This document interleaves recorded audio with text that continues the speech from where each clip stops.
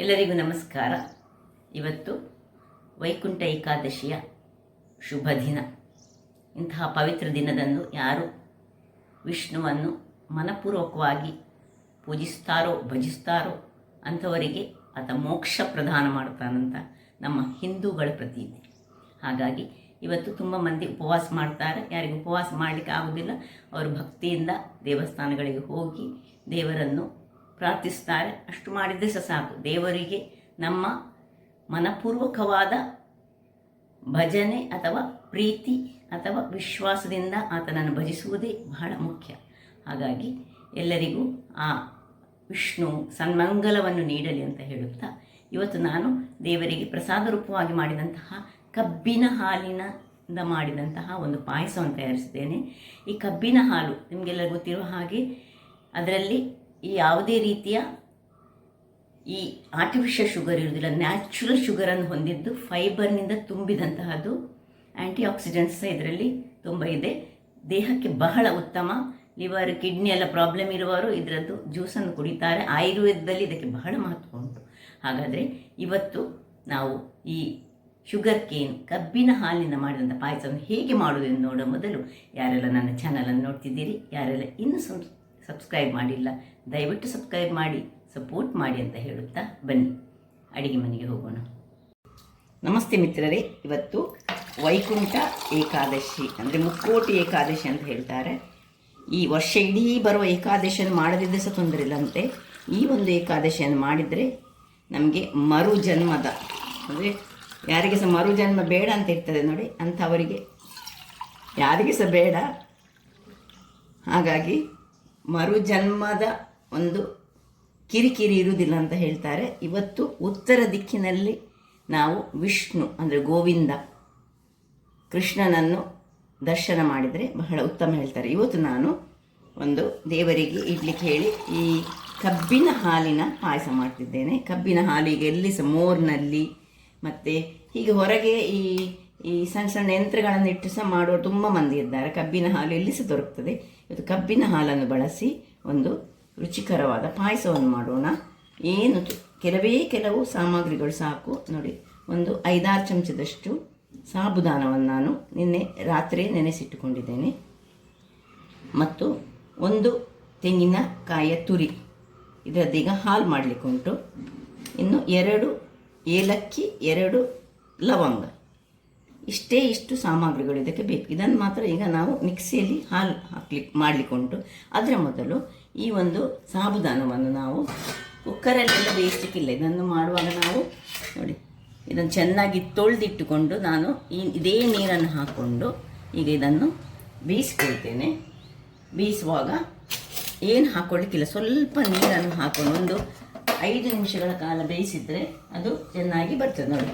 ಈಗ ಬೇಕಿದ್ದರೆ ಇನ್ನು ಸ್ವಲ್ಪ ನೀರನ್ನು ಹಾಕ್ಕೊಳ್ಬೋದು. ತುಂಬ ನೀರನ್ನು ಹಾಕ್ಕೊಂಡು ಮಾಡೋದು ಬೇಡ. ಮುಚ್ಚಿಟ್ಟು ಬೇಯಿಸ್ಕೊಳ್ಳೋಣ. ಈಗ ಮೊದಲಿಗೆ ನೋಡಿ ನಾನು ನೆನೆಸಿಟ್ಟಂತಹ ಈ ಸಾಬುದಾನವನ್ನು ಒಂದು ಪಾತ್ರೆಗೆ ಹಾಕ್ಕೊಳ್ತಿದ್ದೇನೆ. ಪಾತ್ರೆಗೆ ಹಾಕ್ಕೊಂಡು ನೋಡಿ ತುಂಬ ನೀರು ಹಾಕಲಿಕ್ಕಿಲ್ಲ. ಈ ಸಾಬುದಾನ ನೆನೆಸಿಡುವ ಮೊದಲೇ ಇದನ್ನು ಒಂದು ಬಾರಿ ಚೆನ್ನಾಗಿ ತೊಳೆದುಕೊಳ್ಬೇಕು. ಈಗ ನೋಡಿ ಸ್ವಲ್ಪ ಇದು ಮುಳುಗುವಷ್ಟು ನೀರನ್ನು ಹಾಕ್ಕೊಂಡು ಇನ್ನು ಒಲೆಯನ್ನು ಉರಿಸಿ ಒಂದು 5 ನಿಮಿಷಗಳ ಕಾಲ ಬೇಯಿಸ್ಕೊಳ್ಳೋಣ. ಅದು ಪಕ್ಕ ಬೇಯ್ತದೆ, ತುಂಬ ಬೇಯಿಸು ಸಹ ಬೇಡ. ಈಗ ಬೇಯ್ತಾ ಇರುವಾಗ ವೀಕ್ಷಕರೇ, ಅದು ಬೇಯ್ತಿರುವಾಗ ಇಲ್ಲಿ ನಾವು ಈ ತೆಂಗಿನ ತುರಿಯನ್ನು ನಾವು ದಪ್ಪ ಹಾಲು ತೆಗೆದುಕೊಳ್ಳೋಣ. ಈ ಪಾಯಸ ಮಾಡುವಾಗ ಯಾವತ್ತಂತೆ ಆಯುರ್ವೇದದ ಪ್ರಕಾರ ನಾವು ಈ ದನದ ಹಾಲಾಗಲಿ ಅಥವಾ ಡೈರಿ ಹಾಲಾಗಲಿ ಯೂಸ್ ಮಾಡಬಾರ್ದಂತೆ. ನಾವು ಬೆಲ್ಲ ಬಳಸುವುದರಿಂದಾಗಿ ಈ ಬೆಲ್ಲ ಮತ್ತು ದನದ ಹಾಲು, ಬೆಲ್ಲದೊಟ್ಟಿಗೆ ದನದ ಹಾಲನ್ನು ಯೂಸ್ ಮಾಡಬಾರ್ದು, ತೆಂಗಿನ ಹಾಲನ್ನೇ ಯೂಸ್ ಮಾಡಬೇಕಂತೆ. ತೆಂಗಿನ ಹಾಲಲ್ಲಿ ಅದ್ಭುತ ಗುಣಗಳಿವೆ, ತುಂಬ ಆರೋಗ್ಯಕರವಾದ ಗುಣ ಇರುವುದರಿಂದಾಗಿ ನಾವು ಹೆಚ್ಚಾಗಿ ಯಾರಿಗೆಲ್ಲ ಈ ಡೈಜೆಷನ್ ಪ್ರಾಬ್ಲಮ್ ಇರುವವರು ಸಹ ಈ ತೆಂಗಿನ ಹಾಲನ್ನು ತೆಗೆದುಕೊಂಡು 1 ಲೋಟಗಳಷ್ಟು ಕುಡಿದ್ರೆ ಅಂತೆ ಬೆಳಗಿನ ಹೊತ್ತಿನಲ್ಲಿ, ಅಂದರೆ ಎದ್ದ ಕೂಡಲೇ ಎಲ್ಲ ಮತ್ತೆ ಸಾಕ್ಬೋದು. ಅವರಿಗೆ ಡೈಜೆಷನ್ ಪ್ರಾಬ್ಲಮ್ ಸಾಲ್ವ್ ಆಗ್ತದೆ. ಈಗ ಇದರ ದಪ್ಪ ಹಾಲನ್ನು ತೆಗೆದು ನಾನು. ವೀಕ್ಷಕರೇ, ತೆಂಗಿನ ಹಾಲು ರೆಡಿ ಆಯಿತು. ನಾನು ಸ್ವಲ್ಪ ಡ್ರೈ ಫ್ರೂಟ್ಸ್ಗಳನ್ನು ತೆಗೆದುಕೊಂಡಿದ್ದೇನೆ. ಈಗ ಇಲ್ಲಿ ಒಂದು ಸಣ್ಣ ಬಾಣಲೆಯನ್ನು ಇಟ್ಕೊಂಡು ಅದರಲ್ಲಿ ಒಂದು ತುಪ್ಪ, ಇದಕ್ಕೆ ಮೇನ್ ಬೇಕು. ನಾನು ಆಗ ಹೇಳುವಾಗ ತುಪ್ಪದ ವಿಷಯ ಮರೆತು ಹೋಯ್ತು ನನಗೆ. ತುಪ್ಪ ಆಯುರ್ವೇದದಲ್ಲಿ ನಾವು ಎಷ್ಟು ತುಪ್ಪ ತಿಂತೇವೆ ಅಷ್ಟು ಒಳ್ಳೆಯದಂತಂದರೆ ಲಿಮಿಟ್ ಬೇಕು. ಈ ವಿಂಟರ್ ಸೀಸನ್ನಲ್ಲಂತೂ ಇದು ಹೇಳಿ ಮಾಡಿಸಿದಂತಹ ಒಂದು ಪಾಯಸ ಅಂತೆ. ನನಗೊಂದು ಆಯುರ್ವೇದಿಕ್ ಡಾಕ್ಟ್ರ್ ಹೇಳಿದ್ರಿಂದಾಗಿ ಇದನ್ನು ನಾನು ಮಾಡಿದ್ದು. ಇದು ಈಗ ಸ್ವಲ್ಪ ಗೋಡಂಬಿ, ದ್ರಾಕ್ಷಿ ಏನುಂಟು ಅದನ್ನು ಹಾಕಿದರೆ ಆಯಿತು.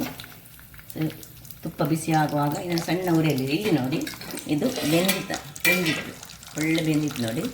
ಈಗ ಒಂದು ಸಣ್ಣ ಒಂದು ಕಲ್ಲುಪ್ಪು ಅಂತ ಹೇಳ್ತೇನೆ, ಅಷ್ಟನ್ನು ಹಾಕ್ಕೊಂಡು ಒಮ್ಮೆ ಇದನ್ನು ತಿರುಗಿಸ್ಕೊಳ್ಳೋಣ. ಇದನ್ನು ನಡುವಲ್ಲಿ ಕೈಯಾಡಿಸ್ತಾ ಇರಬೇಕು. ಯಾಕೆ ಹೇಳಿದರೆ ನಾನು ನಡುವಲ್ಲಿ ಕೈಯಾಡಿಸಿದರೆ ಇದು ತಳ ಹಿಡಿಯುವ ಚಾನ್ಸ್ ಇರ್ತದೆ. ಬೆಂದಿತ್ತು. ಈಗ ಇದನ್ನು ಸಣ್ಣ ಉರಿ ಮಾಡಿ ಇಟ್ಕೊಂಡಿಟ್ಟಿದ್ದೇನೆ. ಇಲ್ಲಿ ಇದು ಆಯಿತು. ಇದನ್ನು ಆಫ್ ಮಾಡ್ಕೊಳ್ತಿದ್ದೇನೆ. ಇದು ಹಾಗೆ ಇರಲಿ. ಇಲ್ಲಿ ಈ ಹಾಲನ್ನು ಇನ್ನು ಇದಕ್ಕೆ ಹಾಕೊಳ್ಳೋಣ. ತೆಂಗಿನ ಹಾಲು ನೋಡಿ ಏನು ಚೆನ್ನಾಗಿ ಬಂತು. ಬೇರೆ ಯಾವ ಹಾಲನ್ನು ಸಹ ಇದಕ್ಕೆ, ಇನ್ನು ಇದಕ್ಕೆ ಬೆಲ್ಲ ಎಲ್ಲ ಏನು ಹಾಕೊಳ್ಳಿಕ್ಕಿಲ್ಲ. ಇದು ಒಂದು ಕುದಿ ಬಂದ ಕೂಡಲೇ ಈ ಕಬ್ಬಿನ ಹಾಲನ್ನಿಗೆ ಇದಕ್ಕೆ ನಾನು ಸೇರಿಸ್ಕೊಳ್ತಿದ್ದೇನೆ. ಒಂದು ಸಣ್ಣ ಕುದಿ ಬರಲಿ ವೀಕ್ಷಕರೇ. ನೋಡಿ ಒಂದು ಕುದಿ ಬರುವಾಗ ಈ ಏನು ಕಬ್ಬಿನ ಹಾಲು ಉಂಟು ನೋಡಿ, ಇದು ಕಪ್ಪು ಕಬ್ಬಿನ ಹಾಲು, ಸ್ವಲ್ಪ ಕಪ್ಪು ಕಲರ್ ಬರ್ತದೆ. ಇನ್ನು ಬಿಳಿ ಕಬ್ಬಿನ ಹಾಲು ಸಹ ಎರಡೂ ಸಹ ಒಳ್ಳೆಯದೇ ಹೇಳುವ. ಕಪ್ಪು ಕಬ್ಬಿನ ಹಾಲು ಸಹ ಬಹಳ ಒಳ್ಳೆಯದು, ಸ್ವಲ್ಪ ಸ್ವೀಟ್ ಜಾಸ್ತಿ ಇರ್ತದೆ. ಹಾಗಾಗಿ ಇದಕ್ಕೆ ಬೆಲ್ಲ ಏನು ಹಾಕ್ಕೊಳ್ಳಿಕ್ಕೆ ಇಲ್ಲ, ಅಥವಾ ಸಕ್ಕರೆ ಅಂತೂ ಮುಟ್ಟಿಸಿಕೊಳ್ಳಿಕ್ಕೆ ಇಲ್ಲ.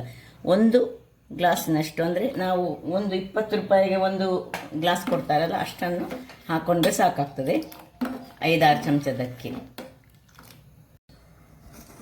ಇನ್ನು ಈ ಡ್ರೈ ಫ್ರೂಟ್ಸ್ ಏನು ನಾವು ತುಪ್ಪದಲ್ಲಿ ಹಾಕಿದ್ದೇವೆ, ತುಪ್ಪ ಸಹಿತ ಇದನ್ನು ಹಾಕೊಳ್ಳೋಣ. ಹಾಕ್ಕೊಂಡು ಒಂದು ಒಳ್ಳೆ ಕುದಿ ತೆಗೆದುಕೊಳ್ಳೋಣ, ಮತ್ತು ಆಫ್ ಮಾಡಿಕೊಳ್ಳೋದು. ಅಲ್ಲಿ ಕುದೀತಾ ಇರುವಾಗ ಇಲ್ಲಿ ಏಲಕ್ಕಿಯನ್ನು ಮತ್ತು ಒಂದು ಲವಂಗವನ್ನು ಗುದ್ದಿಕೊಂಡು ಹಾಕ್ಕೊಳ್ತಾ ಇನ್ನು ಒಂದು ಸರಿ ತಿರುಗಿಸಿಕೊಳ್ಳೋದು, ಆಫ್ ಮಾಡಿಕೊಳ್ಳೋದು. ಆಯಿತು. ರುಚಿಯಾದ ಕಬ್ಬಿನ ಹಾಲಿನ ಪಾಯಸ ರೆಡಿಯಾಯಿತು. ದೇವರಿಗೆ ಇವತ್ತಿನ ವಿಶೇಷವಾಗಿ ಇಂತಹ ಒಂದು ನೈವೇದ್ಯವನ್ನು ಇಡ್ಬೋದು.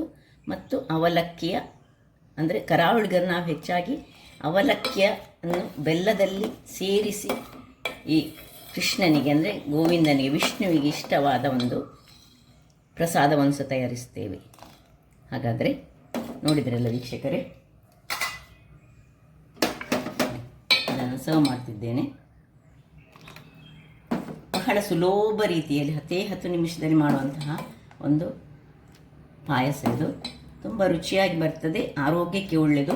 ಮಕ್ಕಳಿಗೆ ಒಮ್ಮೊಮ್ಮೆ ಈ ರೀತಿಯಾಗಿ ಮಾಡಿಕೊಟ್ರೆ ಕಬ್ಬಿನ ಹಾಲು ಸಹ ಅವರ ದೇಹದೊಳಗೆ ಹೋಗ್ತದೆ.